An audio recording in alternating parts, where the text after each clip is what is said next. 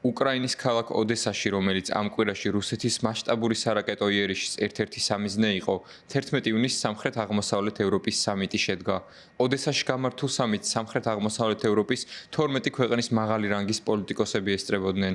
მათ შორის იყო სერბეთის პრეზიდენტი ალექსანდარ ვუჩიჩი, რომელიც უკრაინაში რუსეთის სრულმასშტაბიანი ომის დაწყების შემდეგ პირველად ჩავიდა. სერბეთის პრეზიდენტმა მედიასთან საუბრისას აღნიშნა, რომ ბელგრადს ომისგან განადგურებული რეგიონების აღდგენაში უკრაინის დახმარება შეუძლია. მიუხედავად ამისა, ვუჩიჩმა შეინარჩუნა ბალანსის ის პოლიტიკა, რომელთაც კიევთან და მოსკოვთან თანაბრად კარგი ურთიერთობების შენარჩუნებას ცდილობს. კერძოდ, ალექსანდარ ვუჩიჩმა არ მოაწერა ხელი დეკლარაციას, რომელიც სამიტზე მიიღეს და აღიარებს უკრაინის ტერიტორიულ მთლიანობას, ასევე ითვალისწინებს რუსეთისთვის სანქციების დაწესებას. Ფიქრობ, გზავნილი ტერიტორიული მთლიანობის შესახებ მნიშვნელოვანი იყო, მაგრამ ჩვენ ვერ შევძელით, რადგან მიღებული დეკლარაცია ჩვენთვის მარტივი საკითხი არაა და სწორედ ამიტომ თავი შევიკავე და ხელმომწერთა შორის ჩემი სახელი არაა.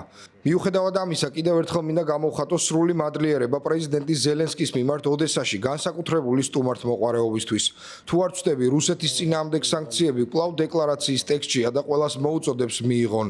ესაა ერთ-ერთი მიზეზი, რის გამოც მე არ მოვაწერე ხელი.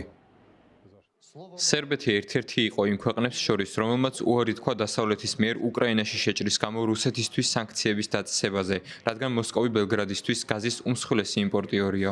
მიუხედავად ამისა, ოდესაში ვიზიტისას ალექსანდარ ვუჩიჩმა დაგმო მოსკოვის პოლიტიკა გაეროში და უკრაინის ტერიტორიული მთლიანობის მიმართ სრული მხარდაჭერა გამოხატა. გასულ კვირას რუსეთის საგარეო დაზვერვის სამსახურმა სერბეთს უკრაინისთვის იარაღის მიწოდებაშიც დასტო ბრალი და განაცხადა, რომ ეს ბალკანელი მოკავშირის მიერ ზურგში დანის ჩარტყმაა.